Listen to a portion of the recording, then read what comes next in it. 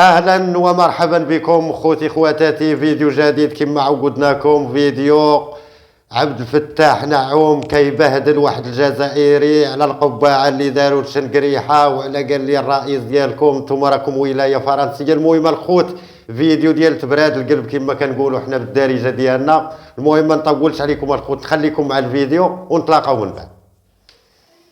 أنت وغيرك يربطون دوما ما يجري بملفات فرنسية متشعبة من أقصى الشرق إلى أقصى الغرب، لكن فرنسا تقول وبكل بساطة هناك مسائل حقوق الإنسان حتى وإن كانت لدينا علاقة مع المغرب لا نستطيع أن نتغاضى عنها.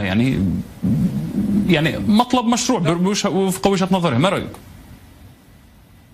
لا، هو في الحقيقة يعني لو كانت فرنسا تقول نفس الشيء عن ما يحدث للمهاجرين الأفارقة في الشواطئ الأوروبية، لو فعلت نفس الشيء يعني مع من الضحايا أو الاعتقالات والتعسفات والقمع الذي قامت به مع أصحاب البدلات الصفر، لو فعلت نفس الشيء حينما قامت يعني بمحنة كبيرة تجاه يعني مفكرين أو فنانين فرنسيين، نتكلم عن روجي غارودي أو ديودوني الكوميدي، حينما يتعلق الأمر بقضايا حقوق إنسان حصلت يعني كوارث في حقوق اللاجئين السوريين، لم نشهد يوما لا الإعلام الفرنسي ولا الفرنسيين يتفاعلون مع هذه الملفات. أيضا أكثر من ذلك حينما يتعلق الأمر أيضا بملفات حقوقية في بلدان أخرى، مشكلة رواندا يعني الآن مثلا فرنسا وبلجيكا التي يتكلم عنها الأستاذ الكريم من فرنسا، فرنسا وبلجيكا متواطئتان في موضوع يعني تصفية يعني أو تصفية عرقية في رواندا، متواطئتان معا. يعني لماذا لا تنتبه إلى أنه هناك تواطؤ فيما يتعلق بين فرنسا وبلجيكا في ملفات سيئة جدا؟ يعني موضوع التوتسي في رواندا الآن معروض أمام يعني العدالة الدولية ومعروض الآن أمام أنظار الإنسانية بأكملها.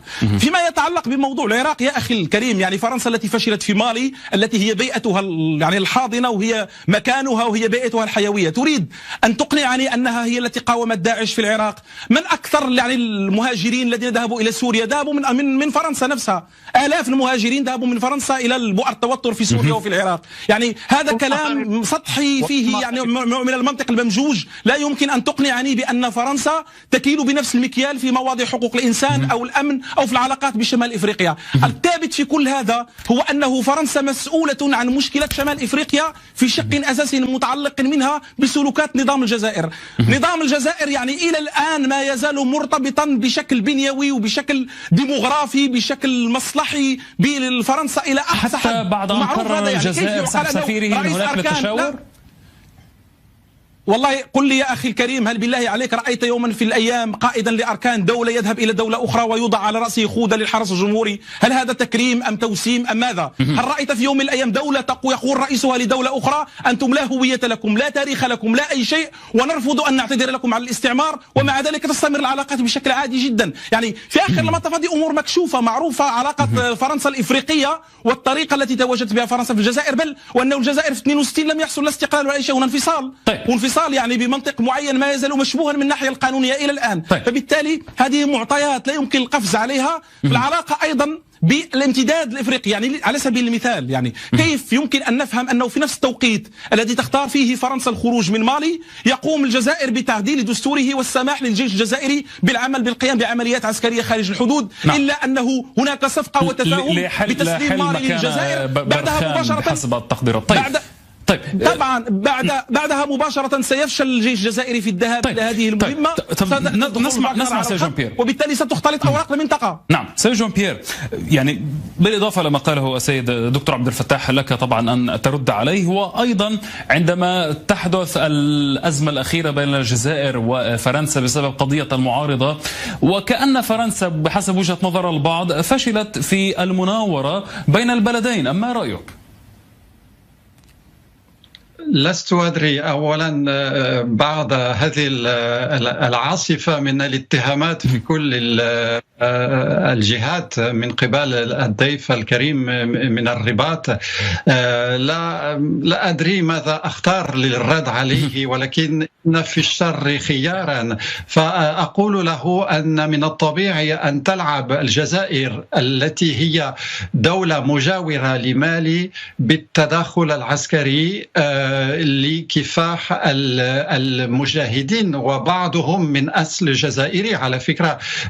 فما بالك هذا طبيعي. ثانيا، البارحة قتل 10 مدنيين في بوركينا فاسو، تلك البلاد التي دولتها طردت مثل ما ذكرت الجيش الفرنسي. فسنرى في الأشهر المقبلة قدرة الدولة في بوركينا فاسو كما الدولة في مالي بصد الموجة الجهادية العارمة في الساحل.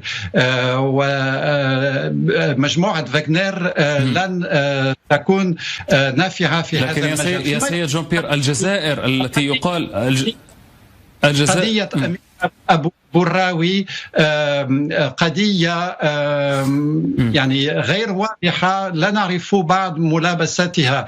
هي ناشطة جزائرية هربت من الأراضي الجزائرية ولجأت إلى تونس. في تونس اعتقلت ثم أعطيت لها موعد مع قاضية. يعني سحب السفير الجزائري للتشاور لا ينم عن أزمة برأيك بعد؟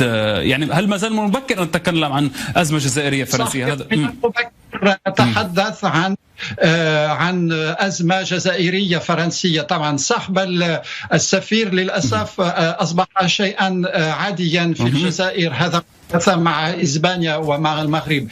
قضية خوذة الرئيس الأركان الجزائري، شاهدت هذه الصور على الإنترنت وكان يبدو مشرفا ومبسوطا. فما هي المشكلة؟ ربما غير من الضيف من الرباط الذي يتمنى أن لا بالعكس، موظف إذا هو موظف في الجيش الجزائري، موظف في الجيش الفرنسي. طيب يا دكتور عبد الفتاح، يجد بأن ما تفضل به سيد جون بيير دليلا لربما على هيمنة فرنسية على الجزائر ضد المغرب وفق وجهة نظر البعض. لا أعتقد أن دكتور عبد الفتاح يشاطرك الرأي أنها مجرد سحابة عابرة، أم لا دكتور عبد الفتاح؟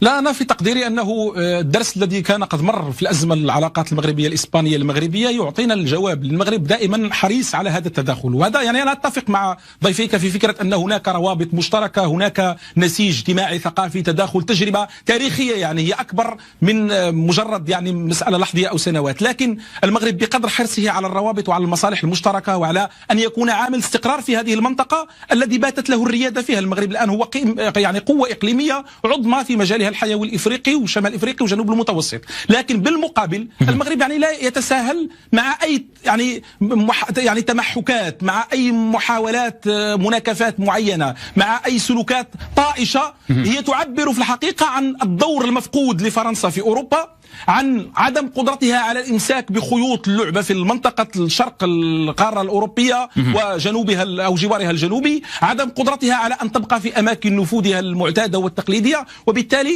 ينبغي على فرنسا ان تقبل بالدور او بالوضع الذي اعطته لها جيوبوليتيك العالم المعاصر بناء على منطق صعود وهبوط القوى. يعني هذا قانون الكون، قانون صعود وهبوط القوى، قانون توالي واضطراد القوه والضعف في الدول وفي الامم. فرنسا ينبغي ان تقبل بهذا الدور. وهو نفس يعني على سبيل المثال نفس ما عاشته في الشرق الاوسط بعد الحرب العالميه الثانيه. اذكر يعني الضيف من فرنسا ان ما قاله ادوارد سعيد في كتابه الاستشراق على انه فرنسا وبريطانيا حينما عقد حلف بغداد في العام 1955 كانتا معا تعيشان في الشرق الاوسط نفس ما تعيشه الان فرنسا في افريقيا. يعني الان تعيش مرحله افول ينبغي ان تتموضع.